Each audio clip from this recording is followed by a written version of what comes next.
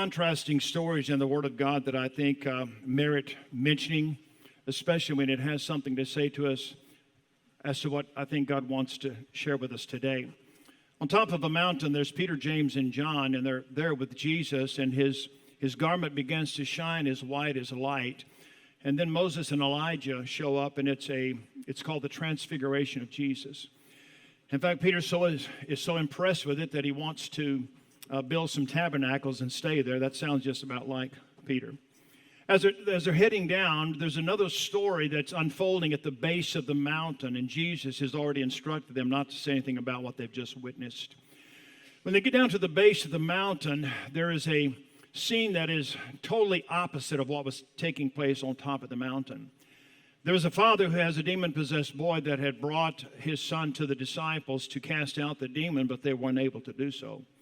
When Jesus arrived at the base of the mountain, he simply saw the chaotic situation that existed, and he began to talk with them. And this man comes up to Jesus, and he's really distraught because he really thought the disciples could take care of the situation.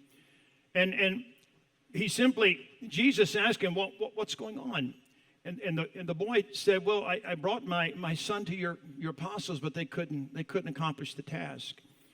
And Jesus simply talked about, listen, what a generation there's such a lack of faith. This man simply said, listen, Jesus, I know you can do something. I know that there's something that you can do about this situation. And Jesus asked him a question. And when he said that, Jesus simply said, listen, all things are possible to those that believe. And we know that to be true, right? But my text today really puts life in proper perspective, because this is what the Father said to Jesus. Lord, I believe. Then he pauses. Help me overcome my belief. Has anyone ever felt just like that? Lord, I believe. Help my unbelief. Every single one of us. Before we get into what I want to share today, let me take a couple of minutes to give you two what I call reality statements. Number one, how quickly we can move from confidence to a crisis in our faith. How quickly we can stand with confidence and then all of a sudden be overtaken in a crisis in our faith. This father was very confident when he came to the disciples that they could cast this demon out, because I'm sure by virtue of word of mouth they've already heard what he could do and they could do. All of a sudden when they failed, that confidence immediately turned back to a crisis because his son remained demon-possessed. And the second reality statement is this: victory and success in one season doesn't always translate to victory and success in another season. Can I say it again? Victory and success in one season of your life doesn't necessarily mean that you will experience victory and success in another season of your life. You see, these apostles had already been used with the power of God.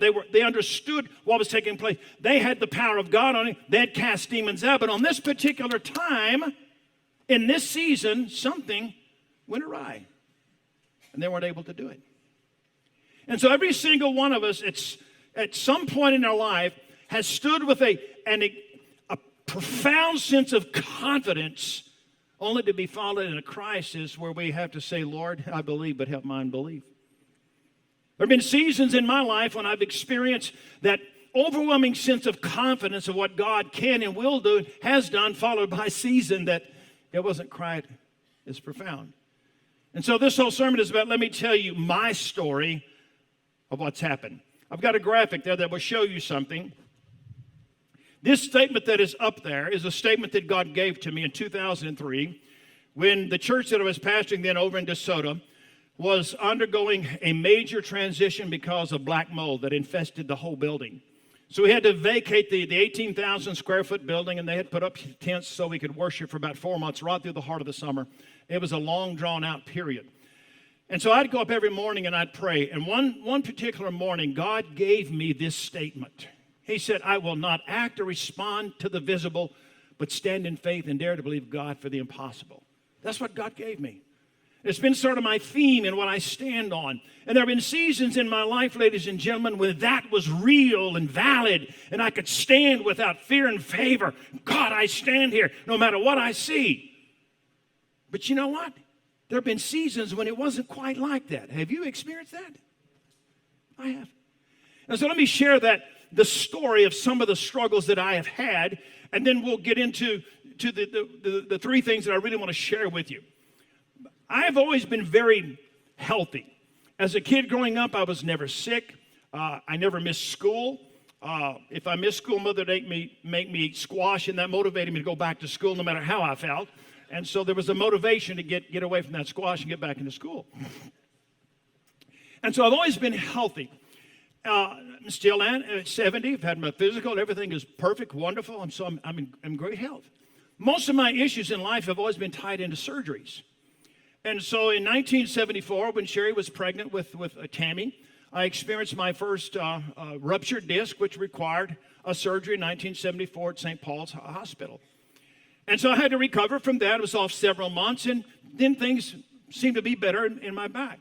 Until just a few years, about 10 years before 1989, I began to develop real serious problems with my back, and I could hardly walk. Sometimes when I'd preach, I'd turn a certain way. I'd almost go down to my knees, on the platform. And I went to a doctor, and finally, after all the doctors I'd gone to, nobody could find anything. This doctor simply said, I found your problem. You've got a fractured vertebra. It's broken. And occasionally it would slip and hit the nerves and cause me to go down. And he said, we can operate. So we operated, he did. And it was a very involved surgery that required 6 months of a brace from here down to below my stomach. It was like a corset that had to be tightened. I sat straight for 6 months. It was a 1-year recovery because of the way they did bone surgeries back then. They don't do it that way now. I'm always one day behind the new technology. One day behind, And so after that was over, things seemed to be fine. They got everything was taken care of. I didn't have any problem, and I was flying high. Until 2008, Sherry and I were in a vacation in Eureka Springs, and we had just gotten there on Monday. We'd unloaded our stuff, and my laptop was still sitting on the floor. And so I bent over to pick up my laptop and open it up, and I knew what happened. I blew out another disc. I felt it. I knew exactly what had happened. I'd felt that 2 times before. I knew exactly what had happened. There must be something about being a pastor here at Gateway Church and Family Worship. Jimmy's had as many back surgeries as I had. So is there something about being a pastor here that causes all these back problems? I don't know what it is. That's nothing part of the sum. Anyway, I blew my disc out, and I knew exactly what had happened. And I tried to tough it out because we had just gotten there and just unloaded our stuff. And so we stayed through Tuesday, and I told you, I cannot do this. I've got to go. So we called the Cooper Clinic, and they were able to get me in on Thursday for an MRI. They did the MRI, and sure enough, it was a blown-out disc, and it involved surgery again. So this is 2008. And so, no big deal. I want to have surgery. They've changed the procedure now. It's only about a 20-minute deal, and it's not going to involve a long recovery process. And so we go in, and I have this surgery, and I was almost the last one of the day. And at the end of the day, I'm the last one, I think, in the recovery room. And the doctor comes out and says, could you come back here? Has your husband ever had seizures? And she said, no. And I was having seizures, one after the other. It stopped, one after the other. They said, we cannot send him home having these type of bizarre type of seizures. So they transported me from Carroll Clinic across the freeway, actually, to Presbyterian Hospital, where I stayed 3 days, totally unaware of what was going on in my life, had no clue what was happening in my life. And I was having all kinds of seizures. They did all kinds of tests to find out, but could find nothing wrong. And the residual effect of that was, since I had seizures by law, I could not drive for 6 months. And so my wife and I had some intense moments of fellowship for 6 months. I'm not going to tell you which way. It's hard being in the other seat trying to teach someone how to drive in the other seat. It's really difficult. Does anybody want to invite Ken? Can I come home with y'all for supper today? And so for 6 months, she had to drive me wherever. It didn't matter where it was at. I had to be driven there. And so we got through that, and They could find nothing wrong and everything was fine. So we just dismissed it and went on with life. Until May of 2015, I had to have just a routine examination like most people do when you get old. And it was just going to be a 20-minute procedure. You go in and come out, no big deal. And so we go into this little surgical center that's over close to Methodist Mansfield. And so we tell the doctor, Doc, last time I went under the knife and with anesthesia, I had a bunch of seizures. And he said, we don't think it's going to be a problem because that was a 2-3 hour surgery. This is a 20-minute procedure. You won't be down very long. No big deal. No big deal. Until I start to wake up. They call Sherry back there again. He says, has he ever had seizures? Yeah, we told you that he had seizures in 2008. So they transport me from the medical deal over to Methodist Mansfield Hospital. And in there 4 days, had 30 seizures. One of them was so radical, and I was hallucinating so bad that I jump up out of there in the middle of the night. I grab the IV out of my arm. Blood starts spurting everywhere. They had to get the orderlies in. I had no clue. I'm hallucinating. Nothing. Now, what does this have to do with anything? Here it is. Let's jump back to just before that surgical procedure took place in May 2015. If you've ever had surgery, they wheel you back there. They give you the joy juice to get you settled down. But when they get you in the surgical room, they put the good stuff in. It's called propofol that puts you down. I watched them take that needle and put it in there, into the little syringe. And this was my prayer. God, don't let me have those seizures like I did before. Don't let me have them. And I did. And for the next several months of my life, I struggled. I'm just being open and vulnerable. I try to prepare a message, and that was in the back of my head. I try to prepare a message on faith, and I say, yeah, what a hypocrite you are. You understand what I'm saying? A simple prayer. And finally it came to a head one Friday when I was putting the finishing touches on a message, and I simply just blurted out, God, it was a very simple prayer. I wasn't asking to defeat Goliath. I wasn't asking for you to part the Red Sea. I wasn't asking for manna from heaven. I just didn't want those seizures, and you did not answer my prayer. Now, you've never been that blunt, but I'm a blunt kind of a guy. And that was the basis of where I was at. Because I've experienced seasons when faith was strong, and you could stand there and declare without fear and favor, this is what I believe God's going to do. And in this season, I felt just like this father. Lord, I believe, but help my struggle. And I can guarantee you, every single one of you has experienced a season in your life when faith was strong, followed by a crisis that brought into question everything you've believed. If you haven't, you will be there. That's the process of life. And so today I want to share with you very quickly, it won't take long, what is a failed faith? What is the danger? And then stabilizers that will stabilize your walk with God in this season of life. And we're all going to need these stabilizers in this season of life. So what is a failed faith? A failed faith, ladies and gentlemen, is when your performance doesn't meet your declaration. You remember the story of the Last Supper where Jesus was with them and he fed them the Last Supper, and then they came out and he talked about when the shepherd is stricken, the sheep will follow and run away, and Peter stood and said, I will never abandon you. I'm going to stand with you until the very, very end, Jesus. And Jesus said, Peter, Satan has desired to sift you, and I have prayed for you that when your faith fails, that you will come back, that when you return, you will feed my sheep. And then Jesus said, Peter, before the night is over, you're going to deny me 3 times. And Peter said, I will die. I will follow you, and I will die for you. Only a few hours later, when he's put into the crucible of testing, he failed. You see? He declared what he was willing to do for Jesus, but his performance betrayed him. How often has our performance betrayed what we've declared we're going to do? You see, sometimes in the service like this, we can get in the emotional response. We can do anything. We can say anything. But my friend, sooner or later, you're going to walk out of this building into the to the arena of reality where the rubber meets the road. That's what you're going to face. And that's what I faced over and over in my life. And so a failed faith is when you have declared and you're in the season where you've made some kind of an emotional declaration that, God, this is what I'm going to do. I promise you I'm never going to do that again, only to find that when you're put into the crucible of reality and of testing, you fail. You're just like that father that says, Lord, I believe. Help my unbelief. There's three dangers that you're going to face when you're experiencing in the crucible of reality and the testing of your faith. It has to do, there's going to be an emotional implosion. You know, in that time, I was beating myself up saying, I'm not the man of faith I thought I was.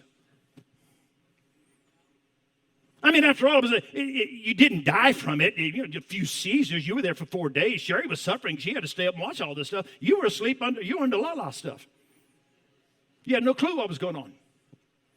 But in that season following that, I beat myself up. You're not the person of faith. You had a failed faith. My faith wasn't strong enough. This, that, and that. You go on and on, and you beat yourself up, and your emotions go down, down, down. And the enemy has a tendency to exploit those emotions at that moment. And he finally wants to get you to the place where you start distrusting God, or that you think God has abandoned you in this process. I love those seasons when you're on the mountaintop and you can see the glory of God. You feel the glory of God. But you don't always live there. You got to come down to reality at the base of the mountain where life is really lived. And sometimes when we get to the bottom of the mountain, we find that we're really not the person of faith we thought we were. Or the declarations that we made don't stand the test of time. That's where I was at. If you're not careful, what happens? You start spiritually declining. You start spiritually going back. Hebrews talks about be careful that you start drifting. There's nothing that the enemy would rather do than catch you at a vulnerable time when your faith has been challenged and you're not certain about certain things. He exploits you at that moment. His attempt to divert your focus from God. And so what are the stabilizers? Let me give you 3 stabilizers that I think will really help you. Number 1, worship is a stabilizer. Abraham, the great man of faith that God gave a promise to, not only a promise to be made a great nation, but he also gave them the promise of a son. I'm going to give you a son. Well, it didn't happen the way he thought it was going to happen, but it finally happened and Isaac was born. How happy they were when Isaac was finally born until God gave him a request or a command that probably didn't set too well at first. I want you to take him up to the Mount Moriah and you're going to kill him. Well, there's been some times that you probably want to kill your kids, but not under those circumstances, you see. He takes his son, he gets the wood, and he goes to the foot of Mount Moriah, and he looks at his servant. And he says, I want you to stay here because my son and I are going to go to the top of the mountain. And he knows he's going to put him to death, and we're going to worship. That's what he says. So here Abraham is going to the top of the mountain to put his son to death, and he calls it worship. Why is worship such a powerful stabilizer in your life? Here is the deal. It keeps my walk with God and my relationship with God in proper perspective. He is the creator, I am the created. He is the savior, I am the saved. He is the redeemer, I am the redeemed. It puts my walk with God in proper perspective. When I'm in a season of my life and I don't understand it, all I've got to do is look back at my Father who saw my pitiful condition and sent his son to die for me. All I've got to do is look at Jesus dying on the Calvary to save me from my sins. And it should invoke something inside of me to lift up my voice and worship Almighty God. Worship. Let me tell you what, you can either keep your mouth shut or you can open it and let, how do you sing, Pastor? I sing by the letter. Open my mouth and let her fly. You don't have to be a good singer to sing. And I wonder how much more powerful our worship would be on Sunday if every single one of you worshiped. You can tell I'm back. I'm back. I'm ruffling feathers already.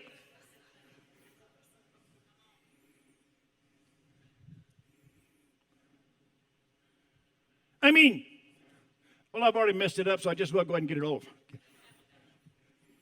My friend, sometimes you say, but you don't know what I've been through that week. It doesn't matter. It doesn't matter.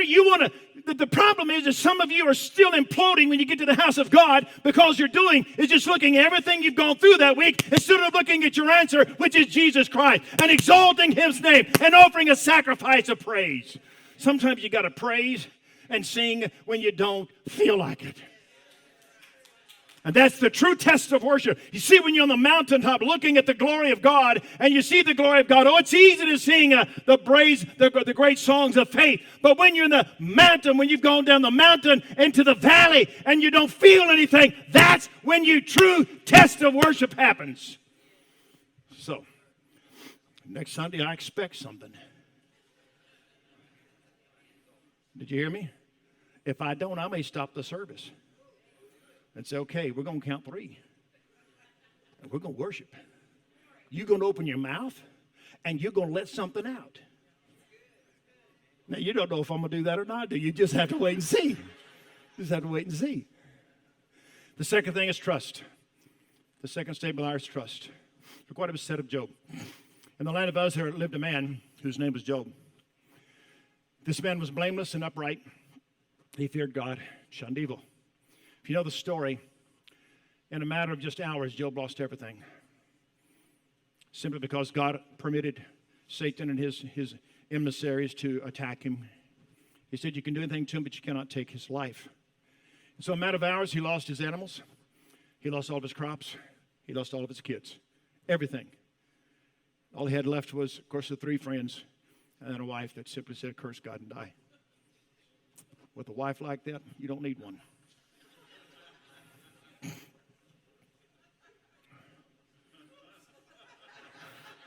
Now, if you're going to quote me, quote it all and quote it correct. Don't leave half of it off.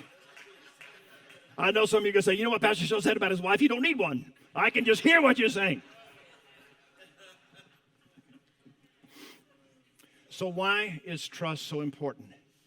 It keeps me bonded to my Redeemer during my walk of faith. It bonds me. I'm bonded to Him. I'm bonded. That when I'm in a season where I don't see clearly, and I'm in a season where I can sense that there is a struggle in my faith and my doubt, and I'm not anticipating where to go next, and I feel like I'm walking around in a fog of confusion, trust allows me to bond my relationship with the one who was willing to die for me and who orders my step. I trust that He's leading me where I need to be, maybe not where I want to go, but where I need to be. Trust. And you've heard me say this so many times, but when I discovered this years ago, it revolutionized my life about this scripture, though God slay me, yet will I trust Him. Understanding the word slay is crucial. The concept behind the word slay simply means God is so sovereign. If He chooses to diminish the quantity of my life, I still trust Him. In other words, if God were choosing that if I get COVID to let me die with COVID, I still trust Him. Understand what I'm saying? And if God chooses to diminish the quantity, how long I live, or the quality, how my life is lived. Quantity and quality is within the hands of God. And if He simply chooses to allow me to go through a long season of trial and testing, ladies and gentlemen, I submit because my life is bonded by trust with Him. I trust Him. I trust Him. The third thing, church, is perseverance. Paul was an apostle who experienced major setbacks and challenges. This is just one of them. We're hard-pressed on every side, but not crushed. Perplexed, but not in despair. Persecuted, but not abandoned. Struck down, but not destroyed. Earlier, he simply said, listen, we were under such pressure, we despaired for life. Despaired for life. Later on in this book, he simply listed a whole bunch of stuff, and I think it's 2 Corinthians 11, where he had been beaten 3 times with a rod, he'd been left, he'd been hungry, he'd been naked, he'd been left for dead, stoned. The list can go on and on. All that he faced in life. And yet he continued to persevere. So why is perseverance so crucial. Here it is, ladies and gentlemen. It keeps me on course in my walk of faith. It keeps me on course. How can Satan defeat me if every time I get knocked down, I get back up and keep putting one foot in front of the other? You see that little thing up there? He's looking into the future and he doesn't know what it beholds. I look into the future of my life. I don't know all that God has for me. I don't know all that God has for this church. I don't know all that God has for America. With COVID and the vaccine, I don't know all this. But what I do know is my faith and my confidence is in God. And I'm going to put one foot in front of the other. I'm going to continue to move forward. And there's no way it can defeat you if you'll continue to keep walking. The problem is, we got some fair weather Christians. Some of them are in here today. You serve God as long as it's good fair weather. And you let the bad weather come along. Oh, I'm not going to go to church today. I don't feel like it. Since when does feeling have anything to do with anything? You better hope I'm never gone 4 weeks. It's going to really be bad if I'm gone 4 weeks.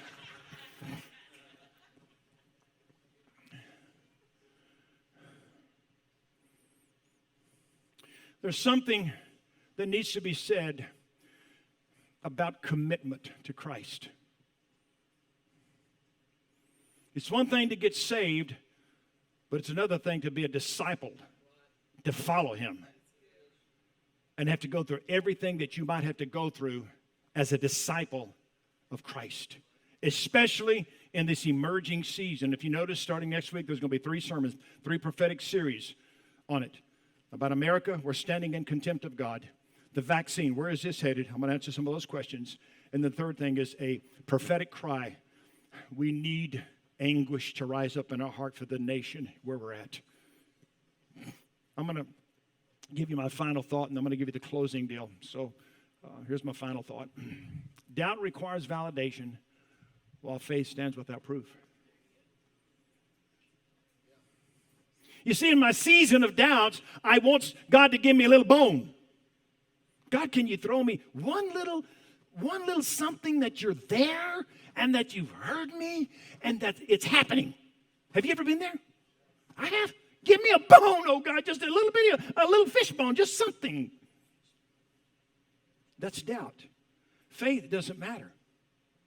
You declared it, you believe it, you stand on it. And whether it's ever validated or not, you know God's going to come through because it's his word and it's his promise. Now, here's the deal. All these stories that I've told, every one of them, my personal one, what Peter went through, and some of these points of what's going to stabilize you is for this. Every single one of us here in this room will experience a tension between your doubts and your beliefs. There's going to be tension between the two. You know what tension is? It's when you can, it was so, tension and it was so thick you could cut it with a knife. You know what I'm saying? There's a tension in your life between faith and doubt. Doubt, unbelief. There is this one, it's a season that you're in, and there's one portion of the season that faith is in control. And all of a sudden the doubts begin to rise, which creates tension with your faith. And so we're in this season, many of you, where there's a tension between what you believe God's going to do, what you've declared God's going to do, and the fulfillment of that. You see, the time frame between the declaration and the fulfillment is the struggle. It's when there may be tension between what you've declared and what you believe.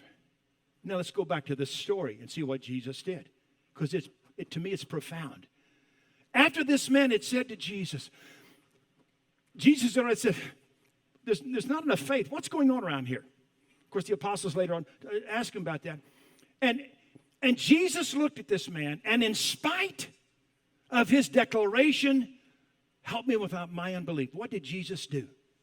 He healed the boy. What I'm telling you, ladies and gentlemen, is we don't have to have a perfect faith for God to respond to you. Are you listening to me?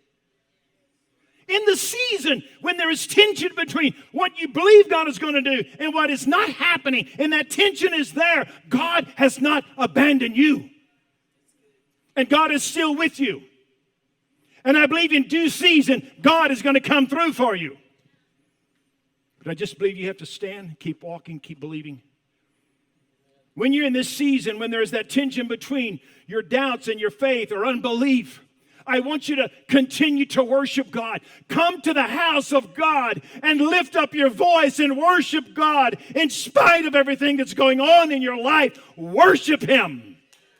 You may choke on the first 3 words, but sooner or later something's going to burst. It'll be a stream of living praise going to God.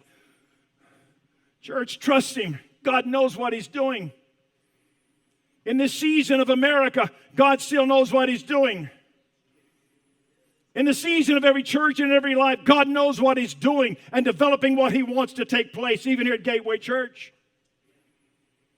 And then, ladies and gentlemen, don't give up. You know, I'm not much and nothing, and I know that, and I'm not trying to, that's not a false statement. My only major redeeming factor about me is I don't quit. I don't. I keep moving forward. I don't care what's happened in my life. I put one foot in front of the other. I may be down on the bottom, but I get back up, and I'm going to continue to go forward until God gets me to where He wants me to be. And that's for Gateway Church as well. No matter what happens or what challenges we face, there's a goal out there that God has put out there, and we're going to get there. Why? I'm not going to give up. And if you start developing that kind of an attitude, I'm not going to quit. I don't care what's happened. I'm not going to quit. Stand with me if you would. Just give me some music if you would.